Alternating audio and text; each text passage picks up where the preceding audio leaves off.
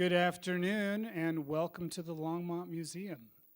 We're a center for culture in northern Colorado where people of all ages explore history, experience art, and discover new ideas through dynamic programs, exhibitions, and events. My name is Justin Veach. I'm the manager of the museum's Stewart Auditorium, and I curate public programs. So good to have you out on this fine Sunday. Last Sunday in October. November, that means Halloween, I think, is tomorrow, and then November is the day after that. I don't know how that happened. It's disturbing. Time is moving too fast. Slow down, time.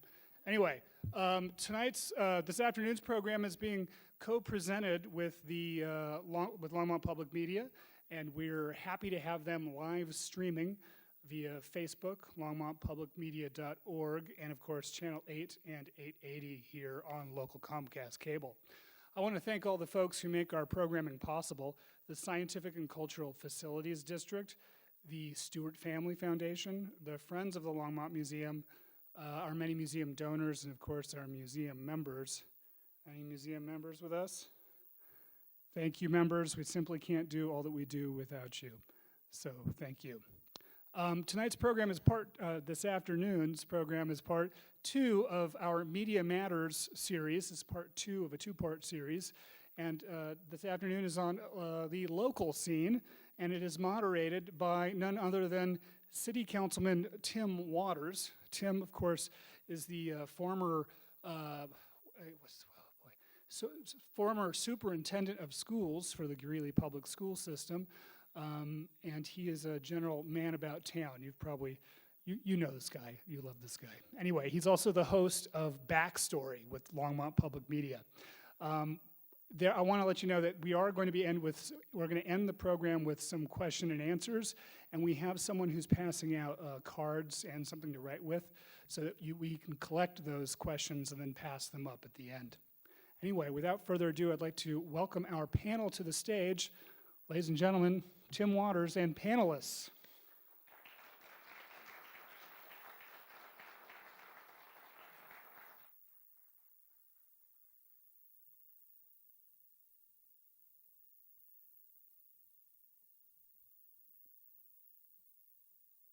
Good afternoon.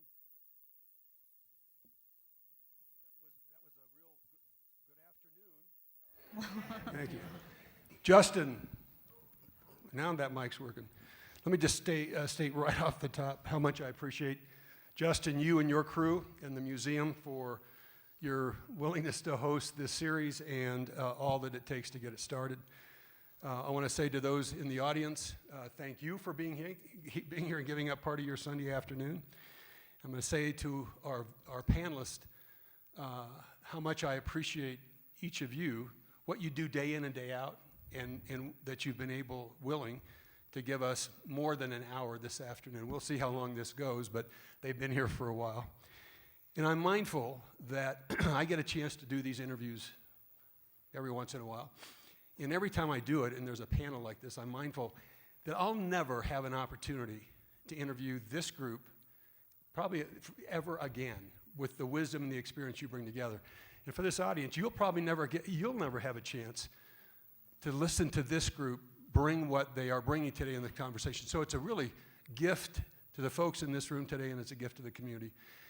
And I'm going to get this show started as the backstory, but it's recorded, so over time, regardless of how many people are here today or watch the live stream, there'll be a number of people who will benefit from this over time. So thanks to you, and there's a camera right up here, so I'm going to say, to anybody who's watching this, welcome to the Backstory. I'm Tim Waters. As a volunteer for Longmont Public Media, I host the Backstory, which is my opportunity to bring together folks and do some storytelling. And sometimes it's about nonprofits or programs in town. In this case, it's a series about what's going on in our lives. And today, what does it look like and how do we move forward, specifically focusing on journalism, news, and accountability. So, with that, I think the audience already knows that we have 3x5 cards and pens if people have questions for panelists. I already have one. I won't ask it now, but we have somebody who was anxious to get a question in here, and we'll get to this question before we finish. And I will say to the audience, if we don't get to every question, it'll be because we run up against a deadline. So we're kind of 60 to 75 minutes, and if we run over 60 minutes, not a big deal, but running over 75 minutes, Justin's going to turn off the lights, I think, and then we're going to have to find our way out in the dark. So I want to introduce John Vahlenkamp, who is the editor of the Times Call, the Daily Camera, the Loveland Reporter Herald. He's for Prairie Media Prairie Mountain Media, yes. Prairie Mountain Media has a broad responsibilities. Biff Warren is the co-founder, publisher, and editor. He's also an attorney, but that's what he does for a living. What he does for fun is publish the Lefthand Valley Courier.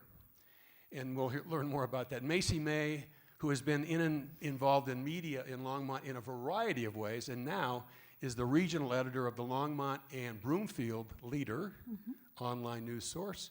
Sonia Koetting made the drive from Fort Collins, and some of you will remember in the days of Sesame Street when they were teaching children similarities and differences, and it would be like, which of these are not like the others? You're going to hear from Sonia about a really interesting kind of cutting-edge program. She's not a journalist, but she's deeply involved with the League of Women Voters, especially on this last point of accountability. So we're looking forward to hearing that part of the story.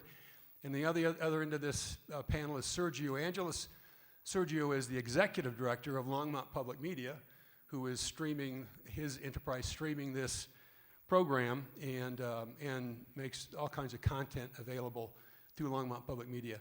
As the conversation goes along, at whatever point you all feel like you'd like to share more with this audience and the public about how to get involved, the kinds of opportunities to get involved with what you do, I wouldn't want anybody to leave here and not know, gosh, how do I connect with the League, or how do I connect with Longmont Public Media, the Observer, or the Courier, or the Times Call?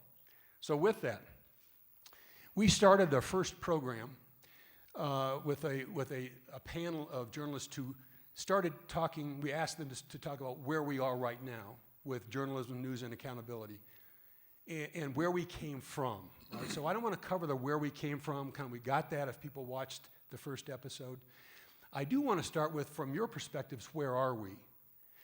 And then then the conversations, I want the conversation to go to where we're headed. So less about the past and more about the future. So Sergio, I'm going to start down there. Every one of these questions except one, I have one specifically, Sonia, for you, and then we'll see who wants to weigh in after that. Every question I have is for the whole panel. So you don't have, if you don't want to repeat what others have said, just say enough has been said, but I want to invite all of you to have a chance to help build this narrative on each of these questions. But I'll start with you, Sergio, and then we'll just work up the panel and see how it goes from there. Sure. So I think that's a really interesting question to start off with, of kind of what we see is happening now. And from my young perspective, obviously I still see rise of social media, although it is kind of declining somewhat within the youth. I see more and more sources of places where people can consume content of all different types of content. I also see rise of AI technology and how you can now do text to AI to images, and Facebook is working on AI text to video, and what those implications are from a news, information, and accountability perspective. I also still see, division across the U.S. within our community. That's something I don't think we've figured out quite yet. I also think we haven't figured out how do we ensure something is in fact truthful, and how do we establish what those protocols are, and that's just some of what I currently see now.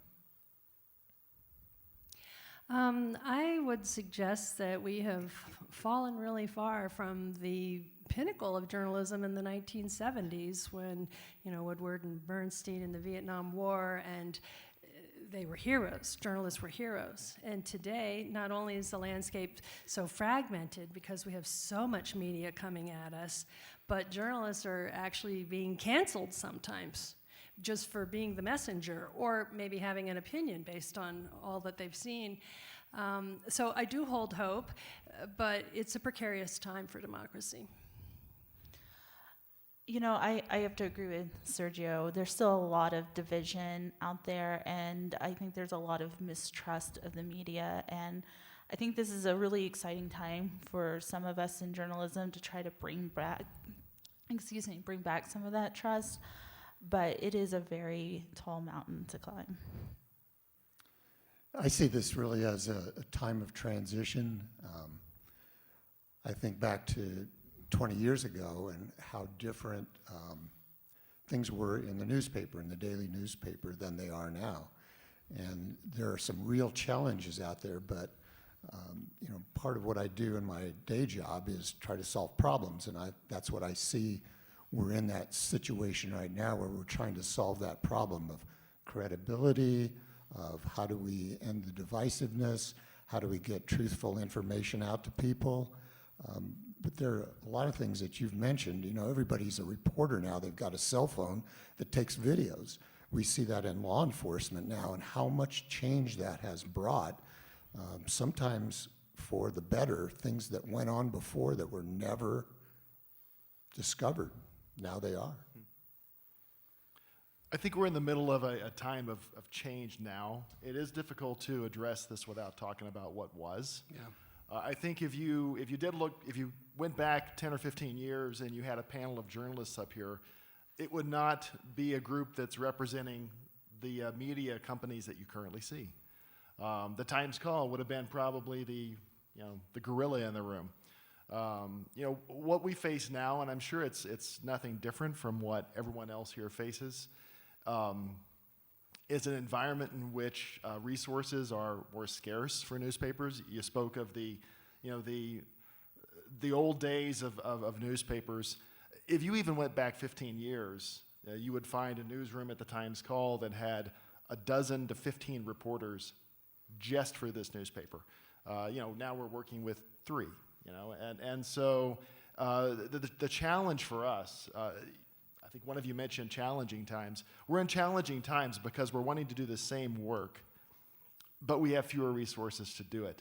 And we are up against an environment in which everyone's a reporter, and in which there are challenges to whether what we're saying is truthful or factual, or whether we're fake.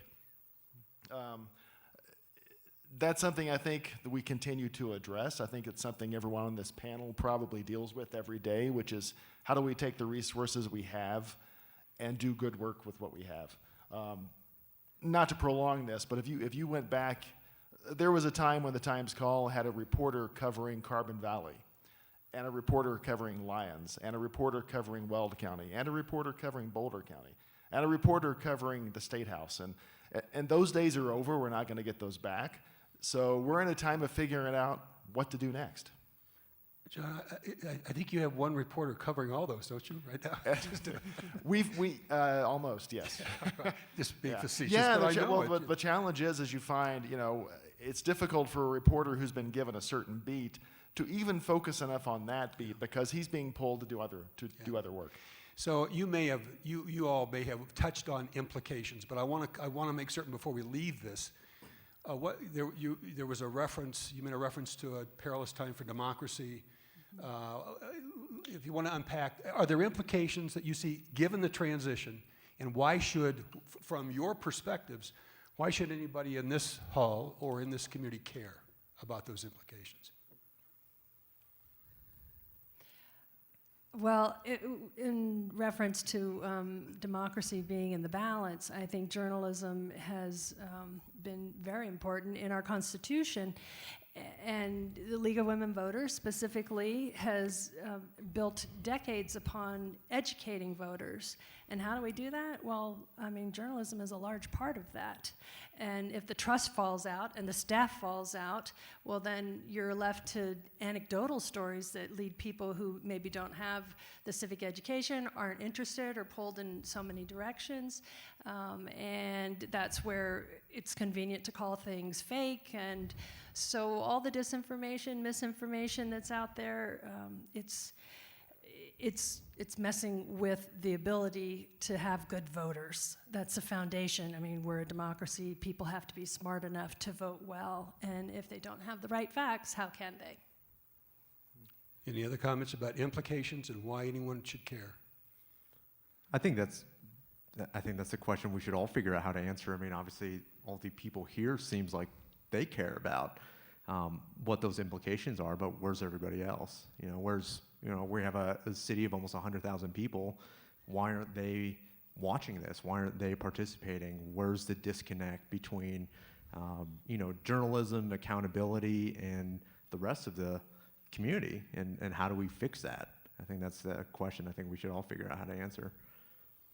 I have at times, have the occasion to receive emails in my role as city council member and otherwise.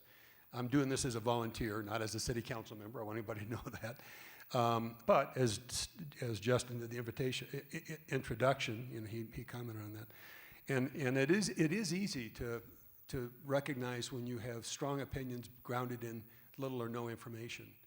And that maybe is what's perilous here, or it creates peril for the society. So let's expand this just a bit. What's the relationship? You're now all actively engaged in some form of, some shape or form of informing the public. So what's the relationship between journalism, news, and accountability in a healthy democracy, or a healthy society in a democracy? I think that thinking about this question, the First Amendment comes to mind. I think that freedom of speech, freedom of the press, all of the freedoms you find in the First Amendment are freedoms that contribute to a healthy society. I don't think that they contribute to a society in which everyone gets along necessarily, but I think they're necessary for there to be dialogue, for opinions to be proposed, to be considered. If you look where there aren't these protections, you might see what you would consider a civil society, but that's actually a repressed society. So the importance to our government, the importance to a healthy society, is that there is a freedom to speak your mind. I would say that from my perspective, that freedom also comes with a responsibility.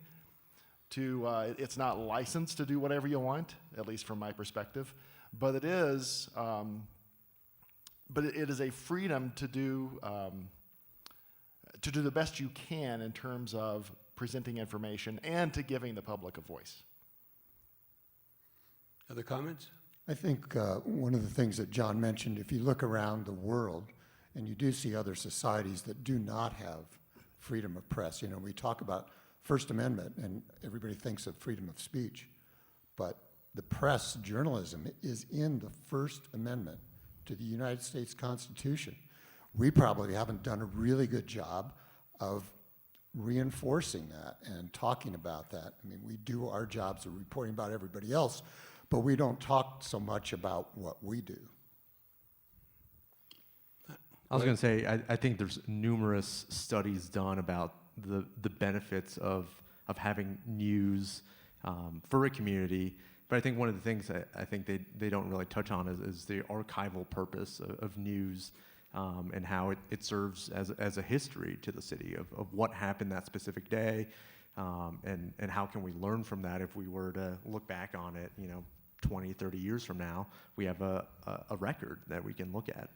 Yeah, we could spend the rest of the day, I suspect, just talking about what we should learn, and are we learning, right, from where we've come from, where we're headed. So if you want to weave that into your responses to these questions about what we're learning and how we apply it, it would be, I think, worth the time. The last of the three kind of sub parts of this topic, right? Journalism, news, and accountability. I want to zero in on just the accountability part of this right now. Do you have concerns generally about the accountability of government institutions and elected officials, those who govern these institutions, given, John, what you've described as how thin, your staff, how thin you are in staffing to cover these things? Biff, yours is more focused, I suspect, in what happens in in Niwot, but I know you cover more than that. So for all of you, just on this question or the topic of accountability, what are your concerns about the degree to which, the form in which we are holding or not public institutions and elected officials accountable? Well, it's harder to do right now, just because of lack of resources, as John has mentioned. And we in Niwot, we cover Niwot Gun Barrel, but we're governed by Boulder County because we're unincorporated.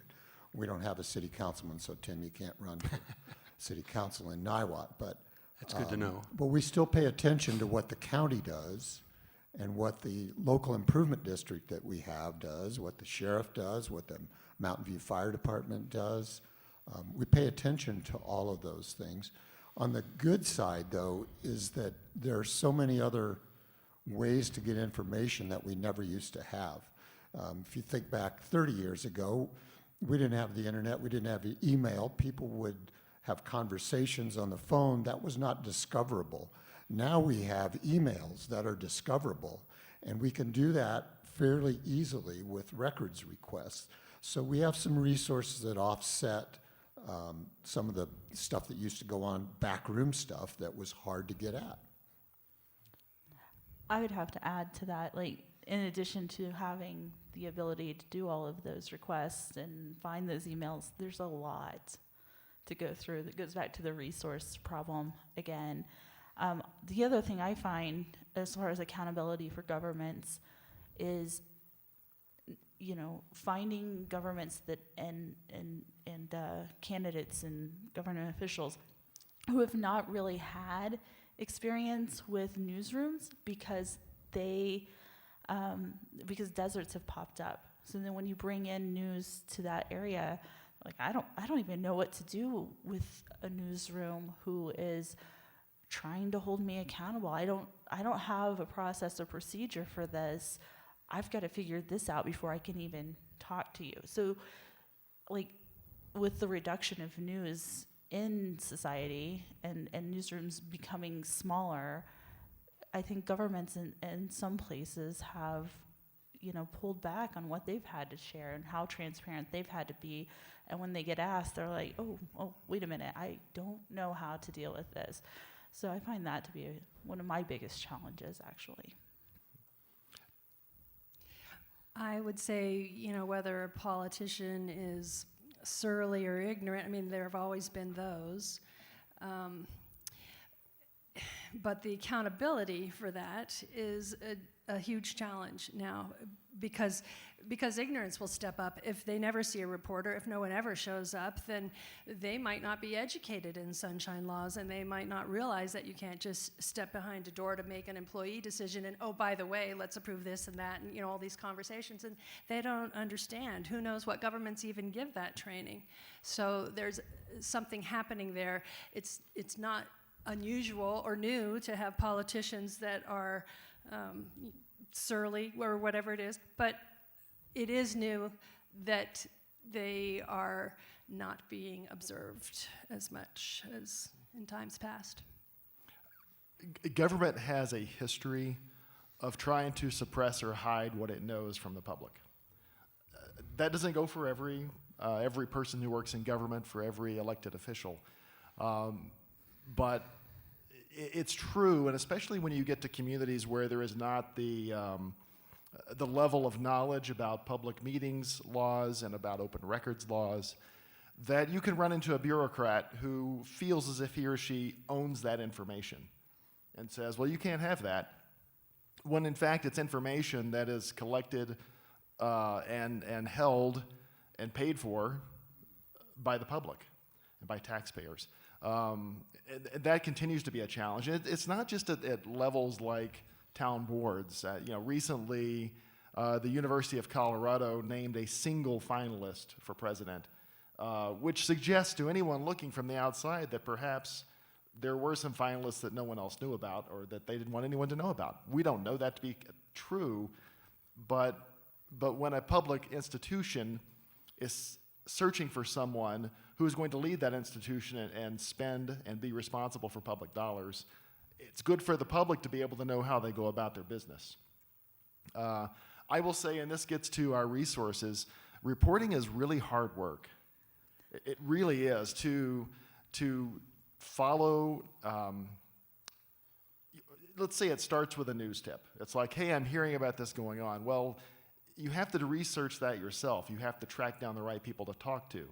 You have to do open records requests. You have to read it. You have to understand it. And then you have to find individuals working in the government who are willing to cooperate with you. And that assumes that they even know what the rules are, or if they're required to cooperate with you. Generally, my view of things is that when anyone operates in secrecy or in the dark, something bad's going to happen, and that happens when you've got elected officials or government administrators who feel that no one's watching them. I think there's a greater temptation to see what you can get away with. That doesn't mean that that's true of every situation, but it doesn't take many of those types of situations to have an effect on the public. Yeah, great observation. As one who sits in one of those chairs, what goes on in my head is all the time, somebody's always watching. And so just take that to the bank. Any other comments just on this? Because I want to drill down. Sonia, the league, these all folks are involved in emerging, traditional or emerging forms of media, right? I mean, I don't know, Biff, how you would characterize the Lefthand Courier, Lefthand Valley Courier, as traditional or avant-garde. Certainly the Times Call, even with the changes, would be kind of reflect where we've come from in traditional media. But the Leader's different, right? And certainly LPM is different in terms of media. You're not here as a media representative. You're here as a league representative, really focused on accountability of public institutions. And the league is in the process of rolling out, piloting right now, the Citizen Observer Pilot, right? Citizen Observer Corps has been around for a while, I understand. But you're piloting a new approach to this. Talk about what the league's up to. Talk about why. If folks in this audience or in Longmont would like to connect with what you're doing in Fort Collins, it's important people understand how to make those connections. Talk about what the league's doing. Oh, sure. Okay, I'll try to make a long story short.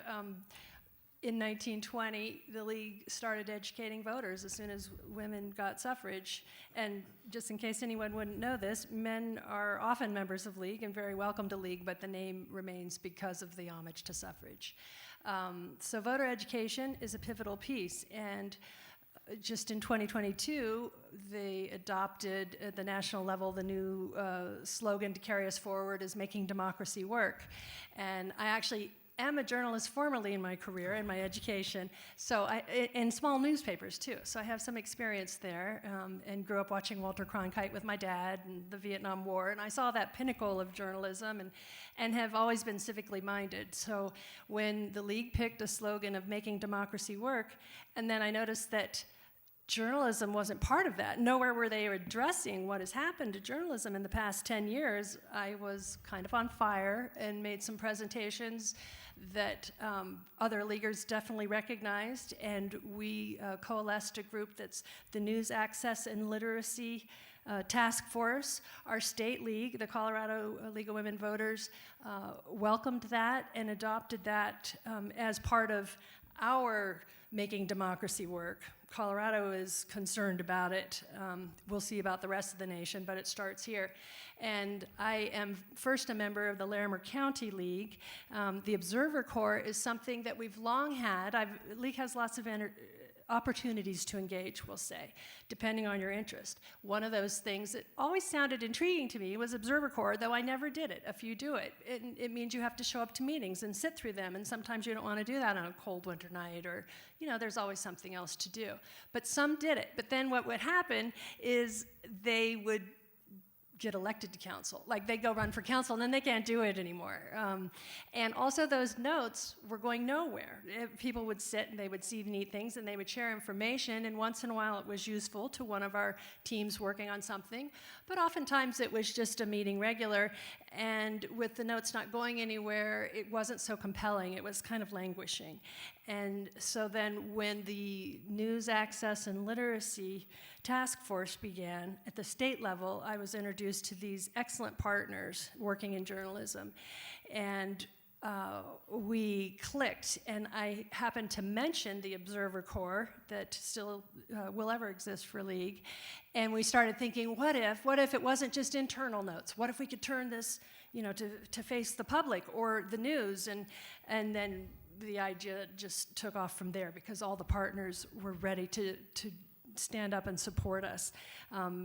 This is one of the solutions for the problems of journalism today, as put forth by the Deliberative Journalism Project. It's a project of Colorado State University's Center for Public Deliberation. They're always working on what they call wicked problems.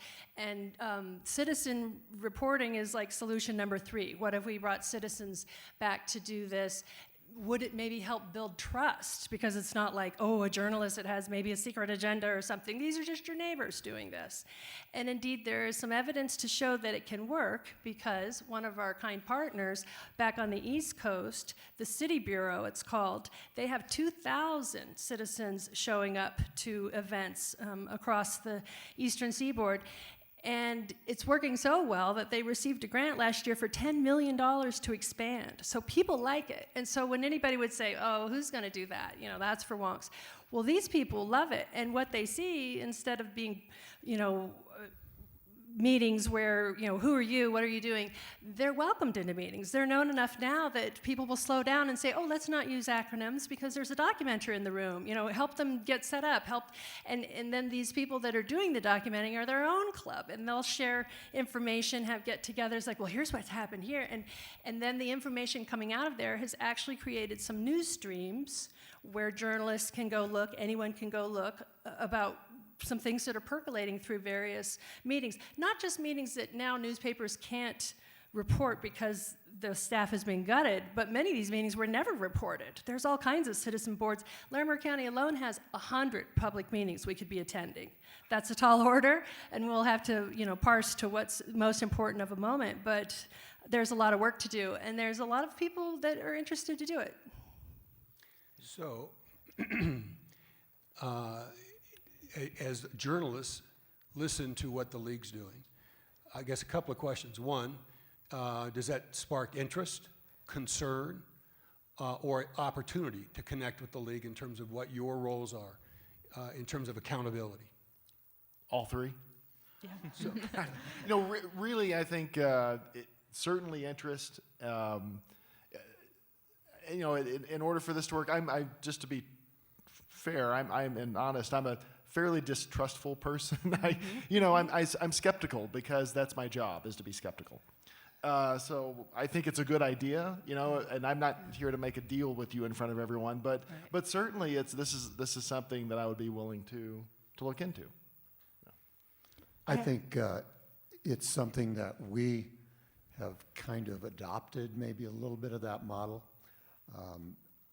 About 6 months ago, we lost 4 key people, all in 10 days. And so we were in crisis mode. We were just coming out of the pandemic. We reached out to people in Niwot, in the community, in the business community, and said, we need help. We need people to cover the local sports teams. We need people to tell us what's going on, to show up at an event, at a meeting. And we now have about 20 people that do that. Some of them write pretty well. Some of them need a lot of work. But we get the information, and we do have a good team of editors, and so we're able to cover more things than we were before by using essentially citizen journalists.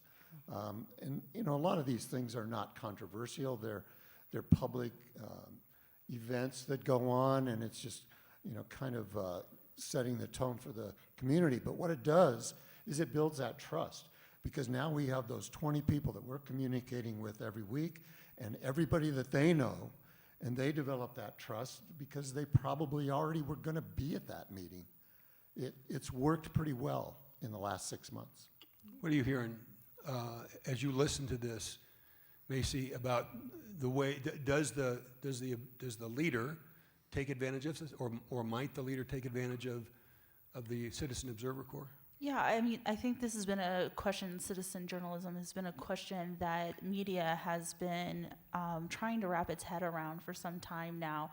There are lots of programs that have experimented with it. How do we do it? How do we make sure that the level is, what we would expect for a journalist, and something that we can send out to our public and be trusted as well. So I'm extremely interested in this. It's something, as a digital newspaper, sometimes I play with myself, inviting, just the public that says, hey, listen, I'm at every football game. Can I take photos for you? Can I report the score for you? That kind of thing. And so I just, that's something really easy, and I welcome some of that in. I'm like John, and there's a lot of times I'm also skeptical and whatnot, and some people are like, hey, I can do this really deep investigative dive on something. And then I'm kind of like, oh, I don't know. So I am extremely interested in how maybe this particular program could integrate into a more modern media. And I like the idea that it could create a better trust, because I think that is a big problem in news for the last few years especially. What gets the two of you, and Biff, maybe you as well, over the skepticism or the hurdle of skepticism or being less skeptical about a contributor or a particular story? I think it's going to be an experiment, and I think it's going to be time and willingness to, just try it out, be open-minded, and it'll take some time of vetting that and understanding, if for this particular project, understanding their process and how they go about training these folks to be unbiased, and just stepping back from our own skepticism and saying we're going to be open-minded and give you the benefit of the doubt after we understand your process, and then letting it go and seeing what happens. And I can respond to that, but I want to give Sergio a chance to speak to the question. No, I was going to say, I think it's a brilliant idea. This was something that when Macie, myself, and Scott Converse started the Longmont Observer, it was back in 2017. We labeled it as a makerspace of news. It was basically this concept of citizen journalism, and what we saw was just really the lack of education of people knowing what actually goes on to produce news. And we found ourselves to just be training more and more people so that we can collect the initial information and then figure out what to do with it. Obviously, I think from a public media perspective, that would be a great opportunity to, train folks of, hey, you can use this type of camera to live stream it, and now you have text notes, you have video notes, and you can watch it back and, do all kinds of cool stuff with it. We'd love to partner on that. Yeah, I was going to say that it's not. It's not that I'm distrustful of the league or anything like that. It's that I would look at this as I would want to meet these people. If someone says, "Hey, I would like to sit in on the Firestone Town Board meetings," I would say, "Let's have coffee. I want to find out more about you, because if I'm going to trust the information you're giving me, I'd like to get to know you." It's the way it works with reporters as well. The other is, just a lack of understanding still about what it really is. I think for me, it's a matter of learning how does, you've explained it well, but I would still want to learn more about how it works and the motivation of people who want to do it, things like that. I can explain more. Yeah. While you're all journalists working for that cause, this is not just for journalists. In fact, League is very specific to say this is for the public. The journalists can take a peek, we hope we help, but it's for the public. And so whether we, meet your quality standard for what you need in your paper is secondary to just showing up. So I don't want to frighten potential observers and thinking, well, I can't write, I wouldn't even qualify. Just the fact of showing up to observe a meeting and make sure, is the ADA access still open? Did anybody call a secret session? Who's fidgeting with their phone? Is it contentious? Is there bullying in the meeting? What are some topics? Just witnessing that is huge. Witness is everything here. So whether we can produce stories that would go to print, we don't know that yet. Maybe some, maybe not all, but the project is really for the public and to just bear more witness to governance everywhere, to toes to the fire. And it's not an adversarial thing at all. It's, you know, we hope to be welcomed. And our training, which we are working on, we're well aware of Society Professional Journalist rules for accountability and checking. So if ever we saw something and it was said, well, we're probably going to have it on video. This is part of the training where it's at all possible to have it on video. So if we say something, then it'll be time-stamped. You can go back, you can see for yourself. So a reporter could have confidence they're not just taking some, you know, league member's word for it. That would be part of the training. Society of Professional Journalists somewhat applies, but these aren't journalists. So veracity would be, you know, we're looking to not put out false information. And freedom of information. The League of Women Voters was very involved in Sunshine Laws, 1976. We were right there at the beginning. We're still a member of the Colorado Freedom of Information Coalition, and we want all these observers to know their rights to participate in a meeting. And if it's a problem, well, Colorado Freedom of Information Coalition will know it, and we'll be able to follow up. And there won't be these things going on where they think no one's looking, so they're just gonna have a meeting at a house, or they're just gonna show up at a different time or reschedule. But just by publishing the agenda, if it's given, having video, which would be great, the date, I mean, this kind of a record is amazing for meetings. You could go back and you could see what a council member once said and then how they voted, and it will be up to journalists to still do some drawing of the lines, because citizen journalists don't necessarily have the full picture. I mean, they might have just moved to town and they don't even know that what was said has significance to something happening in the community. So the journalists will need to know that, but they won't know anything if we're not there. I think that actually is great, and I applaud what you're doing, actually. Yeah. I think to kind of tie this back to the first question you asked him about what we're seeing now is an experimentation of models. I mean, we have, you know, some for-profit models, we see some non-profit models, and this is another model that could possibly work to, you know, produce journalism in a city or in a news desert. I think we should continue experimenting with different models and see what works and what doesn't. As I'm listening, and I think about what Biff shared a bit ago in his introduction about everybody has a cell phone today. So everybody can record, everybody can post. There's, you know, on any social media platform. Well, there are some people are restricted from some platforms. We know that. We've heard a lot about that in the news lately. But in the first of these two sessions, we wanted to drill down a little bit on this idea of standards, right? What are the standards that journalists apply to themselves? And for those of us who are citizen activists, right? I think of myself when just hosting this program. What are the standards that I should apply to myself? Or if I'm going to post something on, you know, a social media platform, Facebook, or if I'm going to tweet something or whatever, what's the standard I should hold myself accountable to? And it's been useful to listen to journalists talk about those standards, and then obviously the league is very mindful of what those are and how they play out. At the end of the day, what would you want? What would the journalists here want? Those of us who are amateurs at this or volunteers leaning in to have a better understanding of, and maybe you've already said it, about the standards we should hold ourselves to. So I'll just give you a handful. These are things I tell reporters, and it's not an exhaustive list, but it's a good basic set of standards. And one is be transparent about who you are and what you're doing.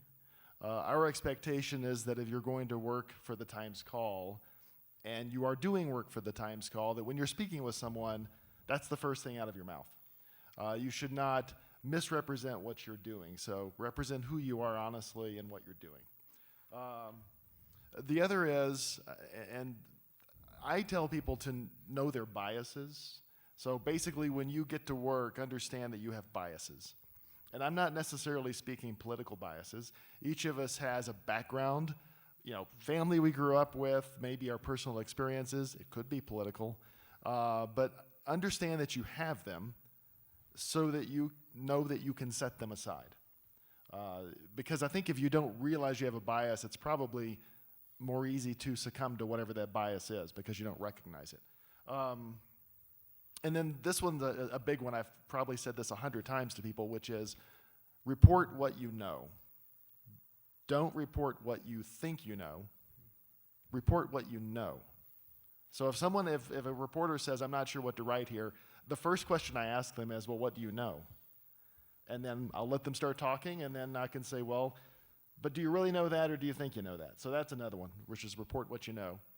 And then the other is never knowingly report something or write something or publish something that you know is false.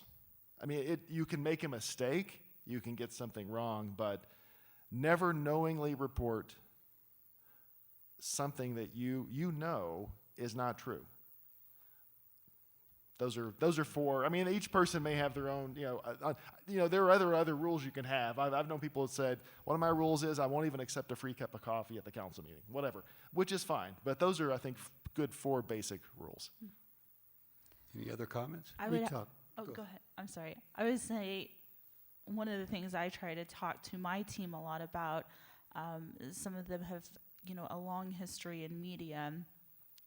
And sometimes they forget that people are human and to treat people as though they're human. So they've reached out to a city council member and they're like, oh, it's 2 hours. I haven't heard back yet. I'm like, that person may have been busy today. Or there's a big crisis happening at our schools and you're expecting a 5-second turnaround for that person. Think about it. We are human, and if someone had those demands on us in our time, we would be upset by that. This person is human as well. They're doing their job, and they're prioritizing based on if it's a school, like the safety of the students or the staff, or any number of reasons. Or maybe they're having a really bad day and they're sick. I mean, COVID should have taught us that, reminded us that we're human and we get sick. Everybody gets sick, and you should allow people to get sick. I mean, it sounds silly, but treat people like they're human. And for the public, I think technology very much is seconds away. It's right there for each and every one of us. But as the public receiving that, and as us as journalists, please do remember we're human too, and we're doing that just as quickly as we can as well. But I mean, we don't want to send out news that's fake, knowingly not true, just to meet this expectation that it needs to be on your phone or in your email or wherever you get your news that second that it's happening. That we're really trying to make sure we have our facts straight, that we understand the story, that we understand what's happening, and, as she mentioned, piecing it together to something that might have been a little bit bigger that you may not have known about. It does take us time because we have to wait on our sources too, and sometimes we have to make sure that we're waiting because they're human and not because they're in a position of power and they can just give it to us. So, yeah, I have to say, like, adding to John's list, that we are all human and we should all treat each other as though we're human. Yeah, I would add to John's list too that things that we pay attention to are conflicts of interest, to recognize that and know when that's time to back off. And also, I see this with young writers especially, is when you get an assignment to make sure you're presenting both sides of the issue. You may feel like this side is right and that's where you're aligned, but your job as a journalist, reporter, you've got to report about both sides and say what the other people are saying. And sometimes even when it's a little outrageous and you think it's outrageous, that's how you help people understand what's true and what's not, is by presenting both sides. I always remember in law school, that was one of the first exercises that I was shocked by. It's like you're assigned to write a brief on a particular side of an issue. And then the next week you come in and you're supposed to do oral argument on the other side. Oh my gosh, how did you do that? Well, you learn to look at both sides of the issue. We probably have it a little easier in Niwot than you guys do because we have a smaller community. There's probably 4,500 people. If you count Gun Barrel, 10 to 15,000. But if we get information from somebody in the public, citizen journalism, whatever, I always look and try to decide if they have an agenda. I do a lot of work in nonprofit stuff, and I notice the same thing. You ask for volunteers, be careful, because you get people sometimes that have an agenda. And those are the people that we don't particularly want to participate. But when we have 20 people on our staff and somebody else that contacts us, I can contact those 20 people that I have confidence in and ask them about this person if they have any background, and then we can make that judgment. We're going to pivot just a bit, but before we do, Sonia, for anybody in this room or who would be watching or watches the recording of this, how would they get involved if they wanted to get involved with the Citizen Observer Corps pilot project? I can give you that, but first I want to respond to this discussion of journalist ethics and how we act. To be certain, if you were an observer, there's not this back and forth with having to check in with your biases, and because observers don't speak. They're mute. They show up with a league badge. The protocol has always been that an observer will stand, introduce themselves. I'm an observer with the League of Women Voters, and take a seat. Does the recording equipment work? They're just sitting there, ooh, that might have been a juicy, click, click. Like when you think something neat, you're just marking it, but they're not like dialoguing. So checking in with the biases and so forth, it's a little different. However, all of these observers would be League of Women Voters members, and in stepping into membership, there is a very nonpartisan stance. So you leave all your partisan stuff at the door, and the League has nothing to do with candidates other than forums at election time. We're all about issues. We're looking at issues, drilling down on issues. So they would likely have a mind that is interested in the issues, but it's a mute voice in these meetings. So navigating some of the stuff that journalists must is going to be a little different for an observer. To get involved, if you're interested at all, the website to find the application is lwv-larimercounty.org. That's the landing page, and then you'll see there's projects it pulls down to Observer. You'll find the page where it says Observer, and you just can click there, and your information will come to us, and then we'll reach out when we're ready to do our first training, subsequent trainings, and we'll find out about everybody who wants to participate. I can also describe that in this moment, it's for Larimer County. We had to tighten up for budget, but more specifically for the metrics of it, so we could see which Larimer County news outlets we were touching and Larimer County meetings we could cover. But the hope is that this would expand much broader, and Colorado League has 19 local leagues. We're over in Grand Junction. We've got leagues all across the state. So I got designs on taking this to a state level, but right now the focus would be on Larimer County public meetings, and then hopefully we take off quickly from there. We understand pilot programs and the importance Yes. of data collection and testing, and then taking to scale those things that work. So we understand how that works. Yeah. Great information. Yeah. I'm going to move on unless there are other comments right here.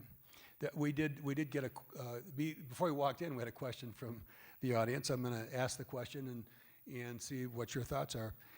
I don't know how many people are in the audience, but I'm guessing we don't have a full house, or we wouldn't have had this question. What does the size of today's audience tell you about the state of and interest in local, this says broadcasting, but I would think news reporting, whether it's broadcasting or in print forms? Can I ask a question of the audience? Sure. If anyone's willing to speak up, how did you learn about this?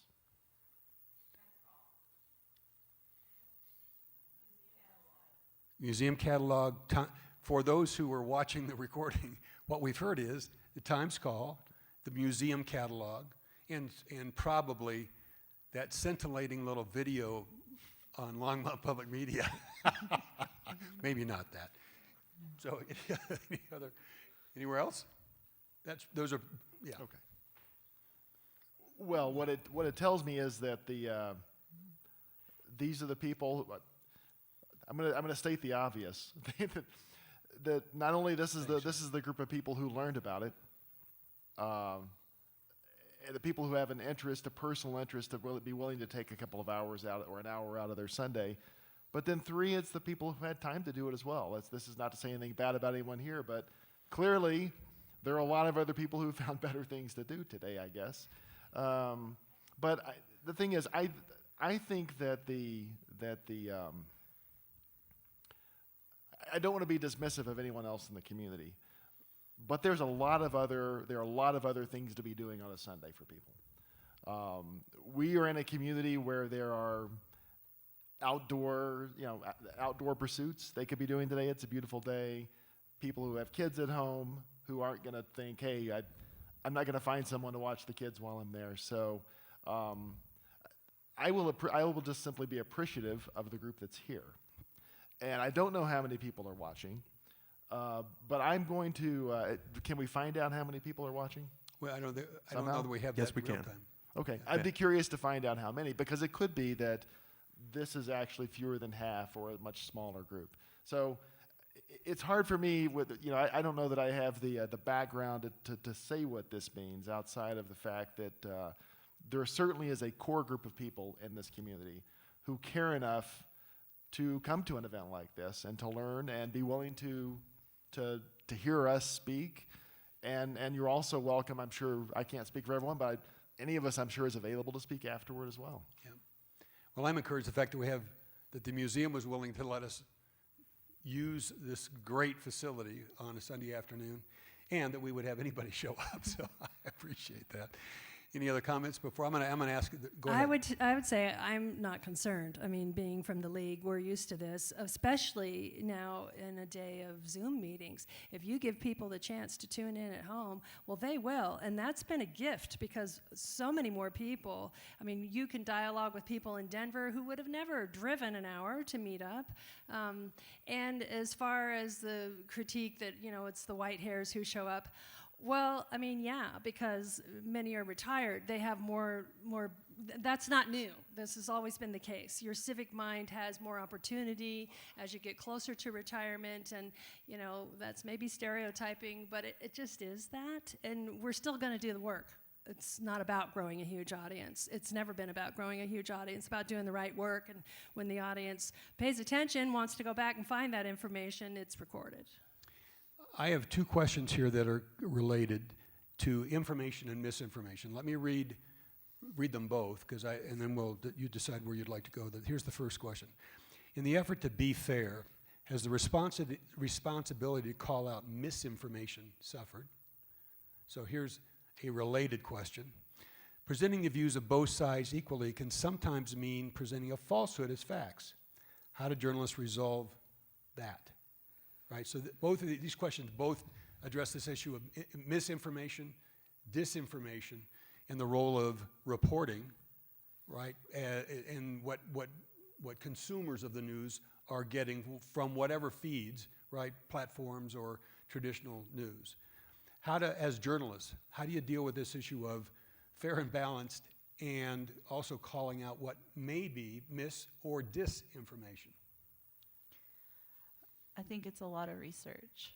It's a lot of research. I mean, I can spend an entire day on a subject. Just, this doesn't feel right. Let me go look into it.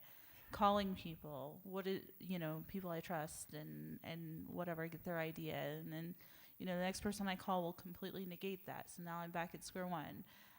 It takes a long and winding road, and it goes back to, just, again, doing your diligence, really diving in there, and sometimes it's presenting someone's idea and making it known that this was unverified.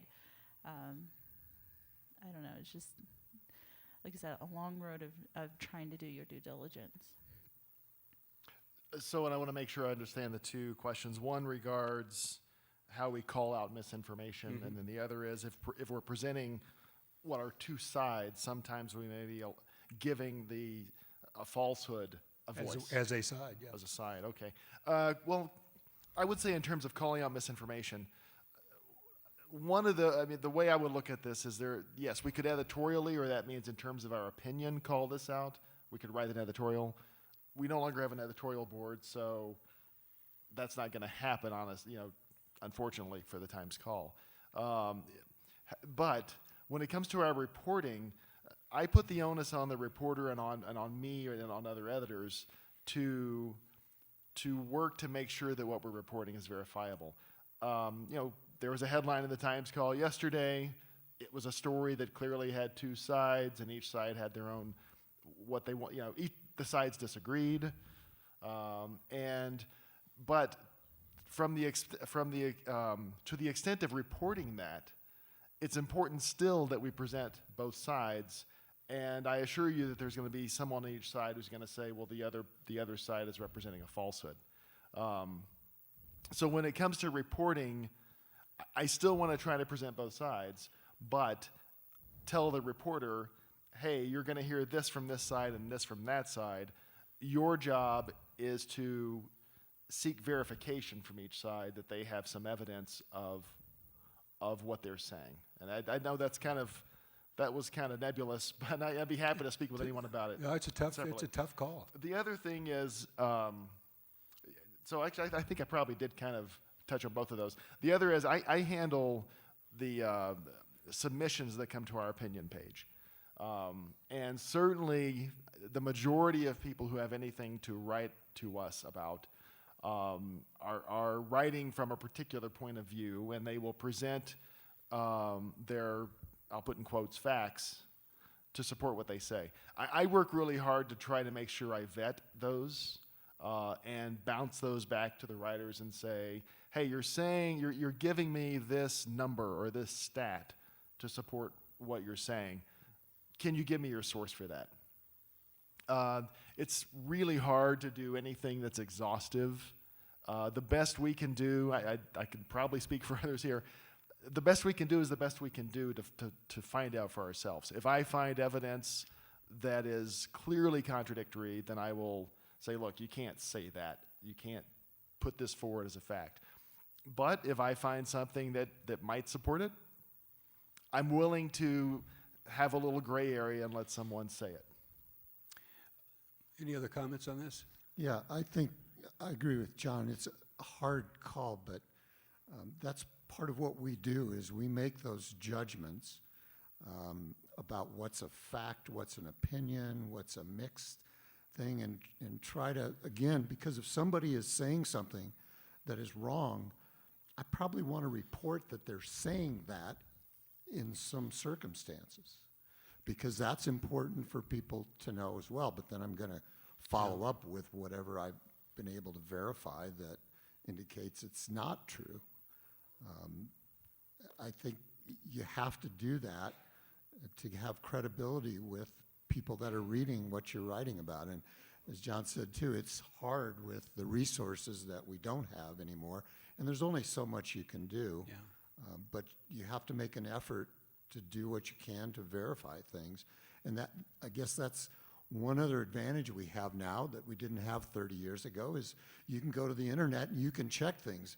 Before, I'm down at the law school library or I'm down at the library and I'm trying to find an article about something and, I'm not going to have time to do that. Now I can do it.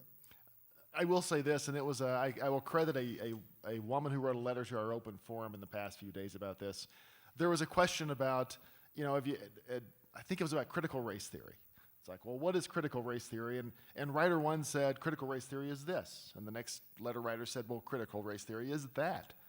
And the third writer, remember reading those remember letters. that? Okay, the third writer, I really appreciated. She said, well, Google's going to give you the answer you're looking for.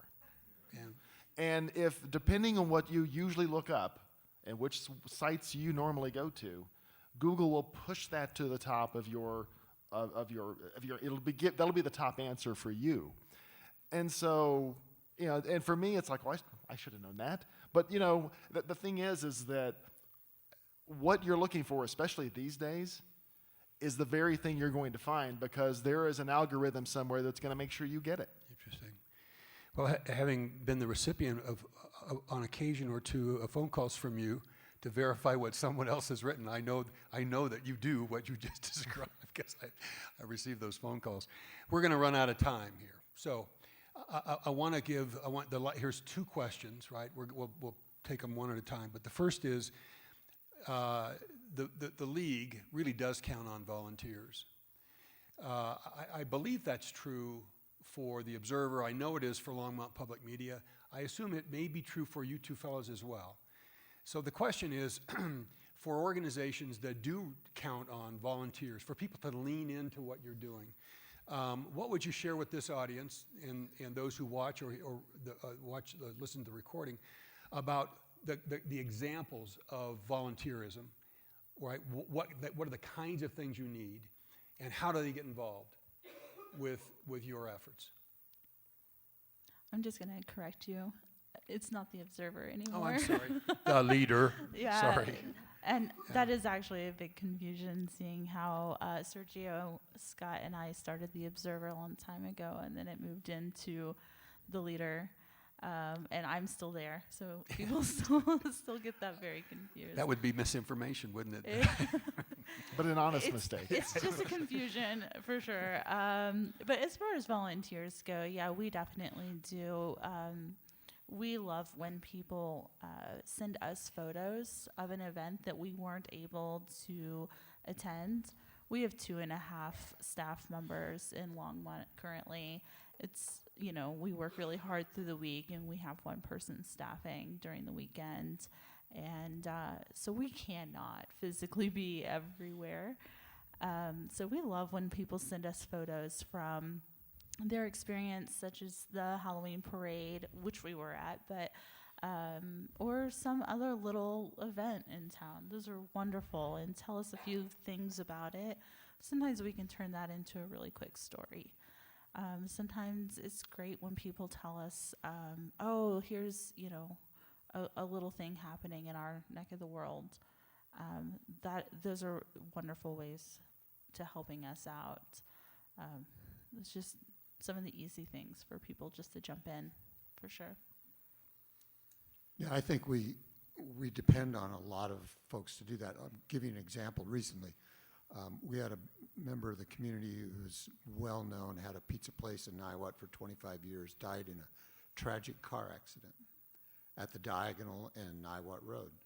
We got an email from a person who lives right next to that and heard the crash, and she let us know that one of the 3 green lights was out.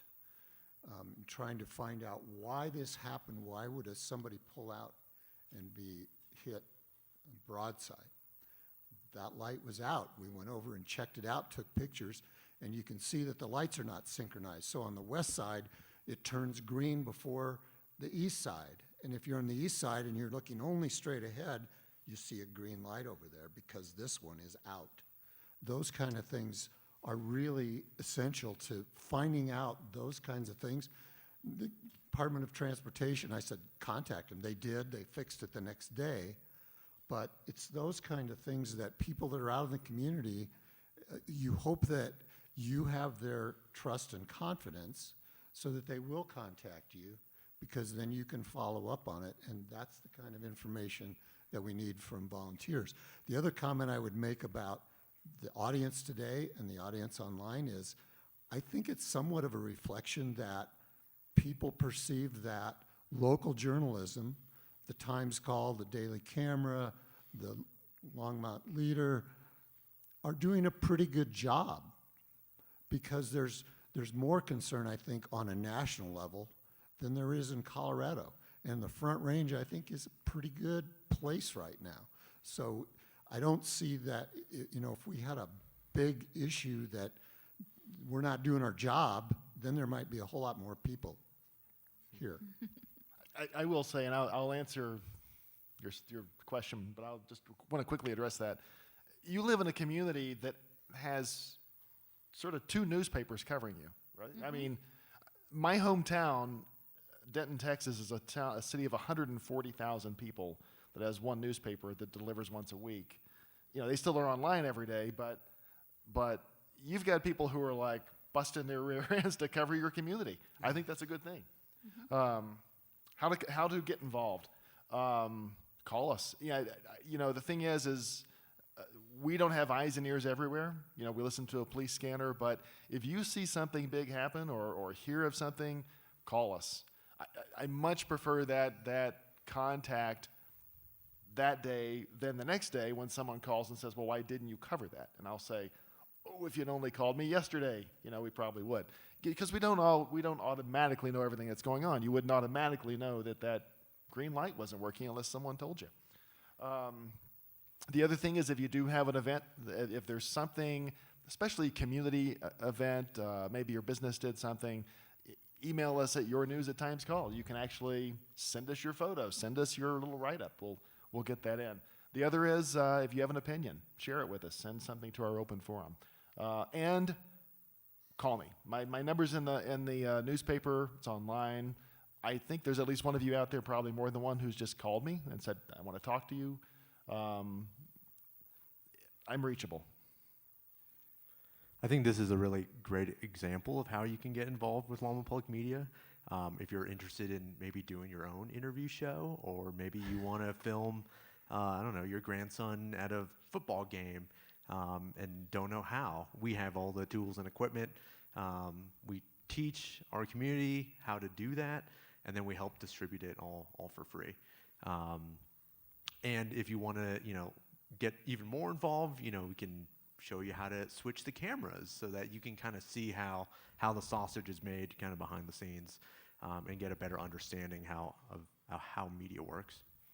And for folks who don't know, I'll just as a volunteer, I've had a chance to watch this unfold. You have a makerspace. In addition to equipment, you've got lots of expertise. If you have classes, people can learn how to edit and produce. There's lots of opportunities to build the learning curve, right? Correct. Required to really become more and more productive with various kinds of media that LPM's involved with. So here's my last. Well, I have all kinds of information about volunteering. But in an overall perspective, I think that people have been paying a lot more attention. They're critical, and so they're paying more attention. And my hope is that there's going to be a moment where they then engage, from paying attention to engagement. And there's all kinds of opportunity for that in the league, depending on what your interest is. We've got affordable housing issues. We have election reform. There's so many neat things. So if you have an interest, even if it's coming from a point of anger, it really helps to get with others who are thinking on the same things and to do something with that, not just throw your hands up because the news is all bad or all fake or you don't even want it anymore. I mean, we really have to overcome that. Everybody needs to jump in and bail water. And I hope that all of this critical attention that we're giving to the situation, including this panel, that motivates people to, you know, pull up and start things again and take a hard look at what's happening with journalism and democracy. In the first panel of this two-part series, there were the words news desert. Macie, you used the term news desert a bit ago. Came up frequently, right? And what's happening across the country in terms of news deserts. We promoted this panel with you as the reason we won't become a news desert. You are our local solutions to keep people informed. So we're all grateful for that. And you've touched on the answer to this last question already a little bit, but I want to be more explicit about why you are and why we should be optimistic about the future, about going forward, at least in terms of journalism, news, and accountability. I think there's always going to be a need for what we do. We're not a news desert, but we're also not a rainforest. I mean, it's this is. I wish it. I mean, it's kind of dry. I wish it weren't. But the thing is that I think as long as there is an interest in the community and learning about the community, there's going to be someone there to meet that need. It's clearly it's changing. It's going to be different 10 years from now. But I think the positive is that clearly there's an interest even in this community, and we live in a society in which the expectation is our type of operation should be allowed to, we're legal, we're allowed to operate. We are protected. What we do was envisioned from the beginning of our nation. And so that's what, to me, that's the positive to take from this. You know, I'm always excited about the news. It's been it was something that I jumped into with Sergio and Scott with 2017, and it was funny because there was a point in my life that I said, "Oh no, never news," and I jumped in, and it's become my entire life, and I love it. But what I think is really exciting is seeing people who have been in this industry for decades also have a renewed excitement about how it's evolving and how it's changing and how to get people more involved, because there is a very real problem that entire communities lose their newsrooms and become a news desert, and corruption sets in and things happen, bad things happen, and there are many projects throughout Colorado, especially right now, that's moving that forward. And it's just, for me, it's an exciting time to be able to dream and innovate and think of what is next and try something and maybe fail, but maybe it's successful too. But yeah, that's my beauty for the future. It's just a whole lot of excitement.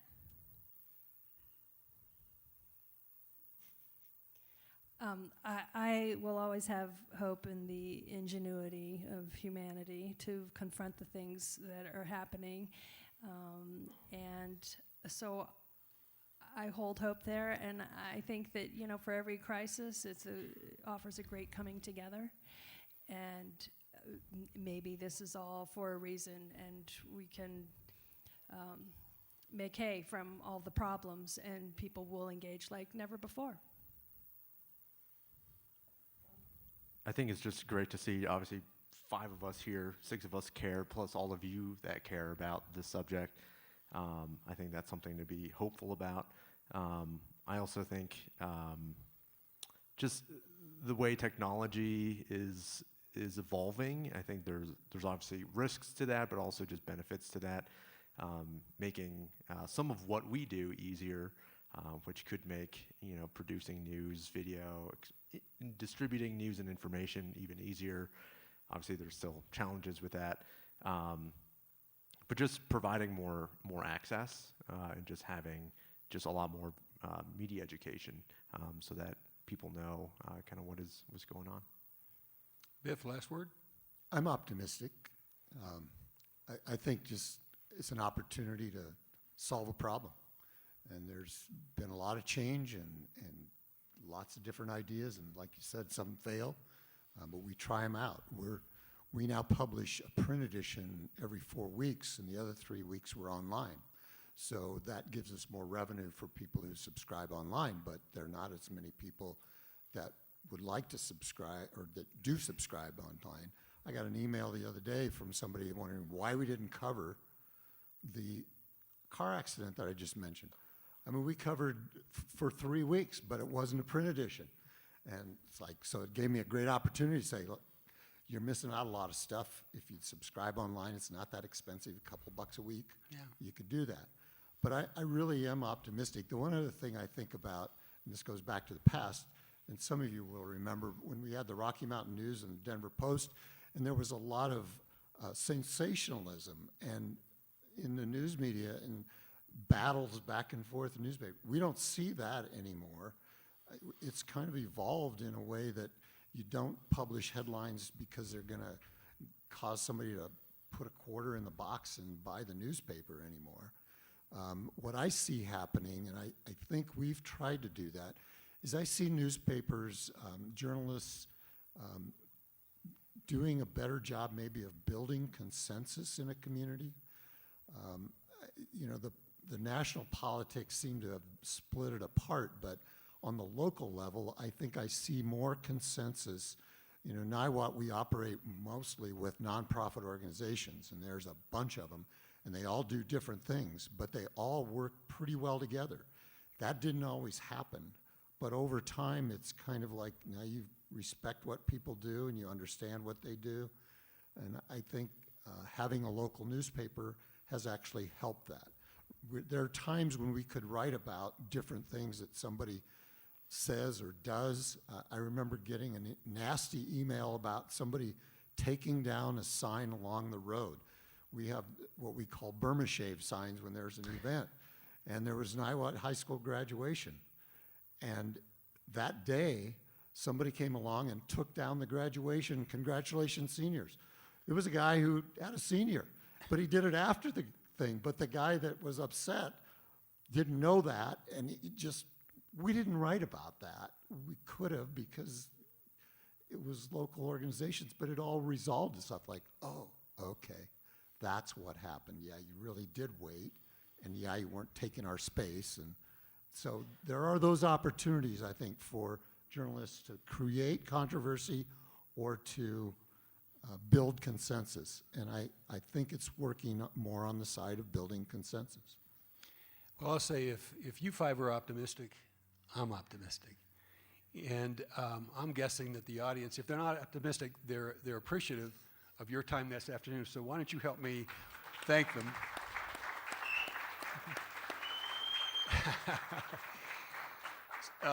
Generally, I'm the one that whistles, so I appreciate that. Since we're wrapping up the backstory, I want to say the next episode of the backstory actually is tomorrow night in the beautiful downtown Longmont, in the Longmont Public Media Studio. We're going to feature Annie and Millie's Place, which is a new nonprofit in town that does homeless outreach and really focuses on our homeless population with animals and the care and treatment of those animals. So if anybody's interested, join us at 6 o'clock in the Longmont Public Media Studios tomorrow evening. We have live audience. So if you want to avoid handing out candy, come join us. If you want to hand out candy, you'll be out by 7 o'clock. You can still get home and do that. So Longmont, that's your backstory on news, journalism, and accountability. Thanks for joining us. See you soon.